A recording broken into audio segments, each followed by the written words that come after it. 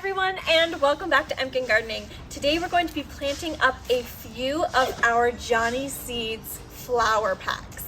So we got our Johnny Seeds order, we placed it back in the early winter, I believe, and we got it in around March, end of February, March. So we're planting up some containers that are right in front of our staircase down into the backyard. We've already filled up these containers with some Miracle-Gro just potting mix, and the container's dimensions are about 1 foot in diameter. So not the biggest pot, but that's okay because we just kind of want to make a really beautiful arrangement to kind of welcome you into the backyard. So with our Johnny Seeds packs, if you remember, they don't come with the picture of the flower on them. They have a ton of amazing information on the back, which in my opinion is so much better than if there was a picture taking up that space. With Johnny Seeds, because it has so much information, if you can follow this to the T, you will have success when planting. This is not for you. Pine cone. Ready?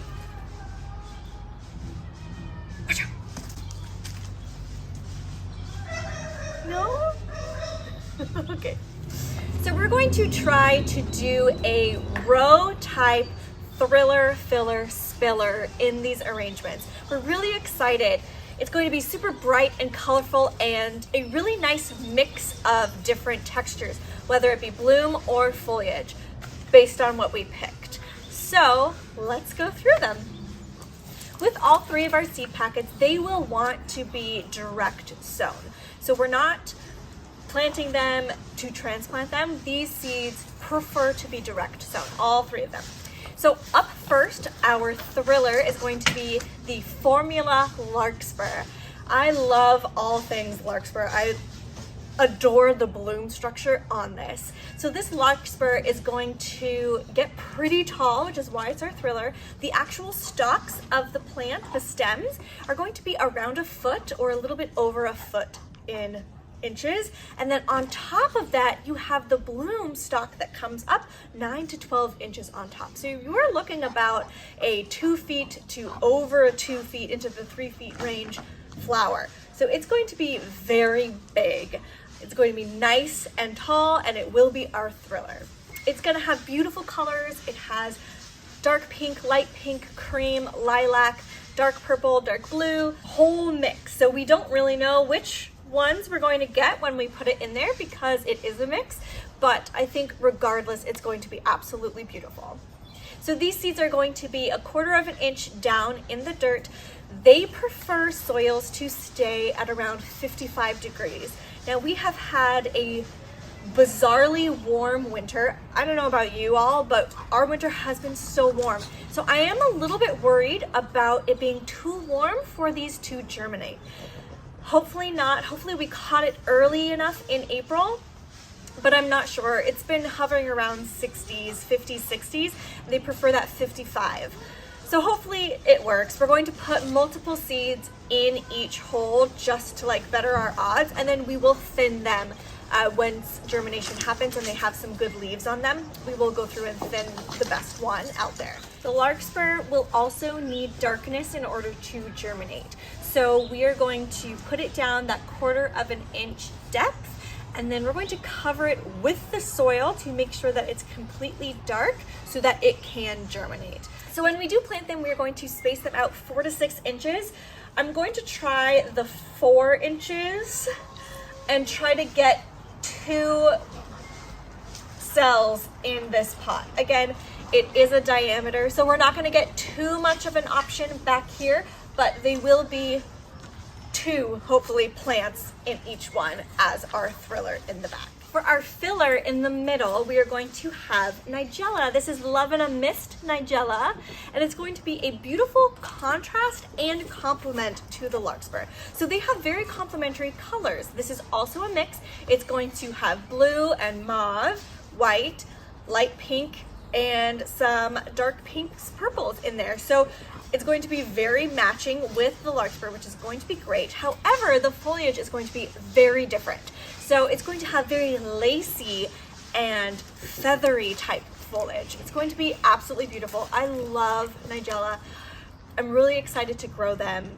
They have two different types of bloom structure as well. One is very petal-like, and then the other one almost is reminiscent of like a dandelion, like really thin, spiky, but with a center still as well in there. The Love in the Mist does require light to germinate. So when we do plant it down, we're going to just lightly put soil on top so that sun penetration can happen and it can germinate successfully. So we'll have darkness covering the larkspur in the back and lightly covered seeds in the middle for the sunlight to shine through. They can be spaced 2 to 9 inches apart. So that's a very wide range. I think we're going to probably do something in the middle just to space them out.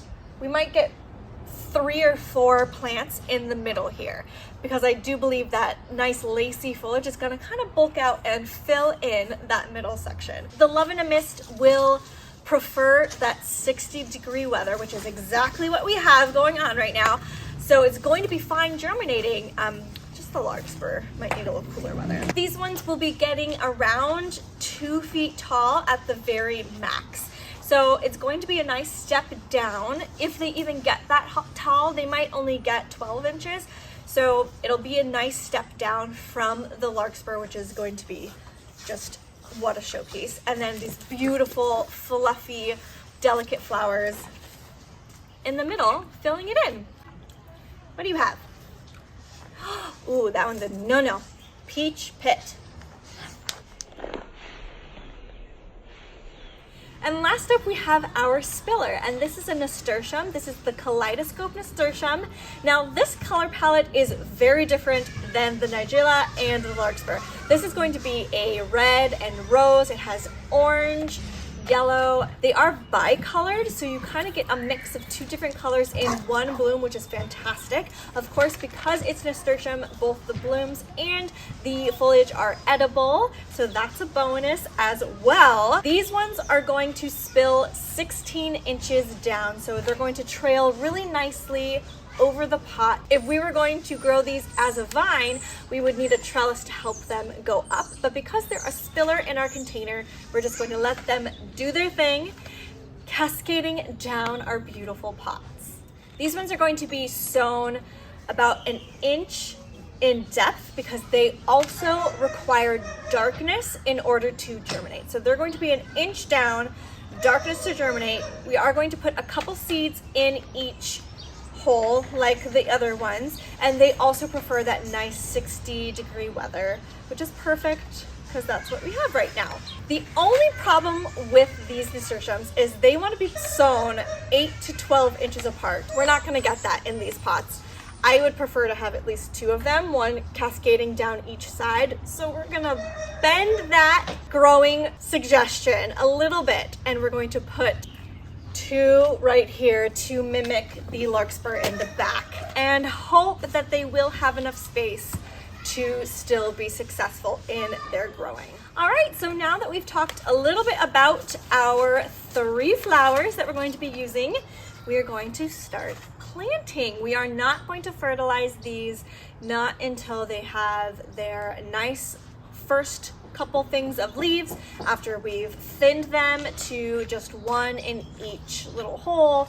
So we are going to wait a little bit for fertilization, and there is a lot of nutrients in this soil that we just put in as well. It's brand new soil, so they should be a-okay. So we're going to start planting. Here we go.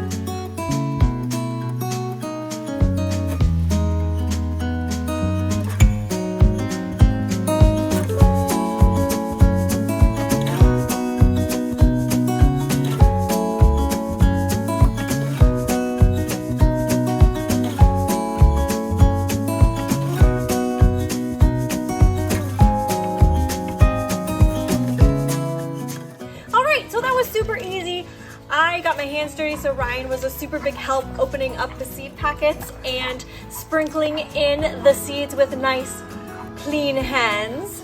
It made it a lot faster and easier than if I were trying to fumble with really dirty hands the whole time.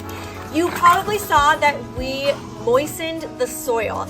So a couple reasons why we did this. It really helps jumpstart the seeds germination process, but also they are outside, we are in wind and weather and what have you, especially with the Nigella that just has that lightly sprinkle of soil on top. In order for them to not blow away in the wind, we have that pre-moistened soil, and it really helps them just kind of stick there for when they need to be there at all times. We really patted down the 2 plants that needed the darkness, made sure it was totally dark for them.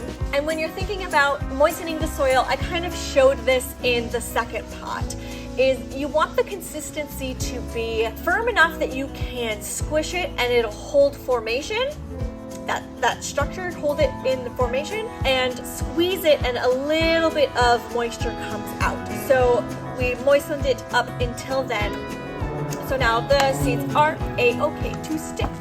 One last thing that I totally forgot when I was talking about Love in the Mist Nigella was not only the beautiful blooms and the nice lacy foliage, but you can also continue growing them longer, and they form those awesome seed pods that you can dry and use in arrangements later as a really cool textured piece with that nice dried pod seed. So a lot of people specifically grow Nigella for the pods, but I also love the foliage and the blooms.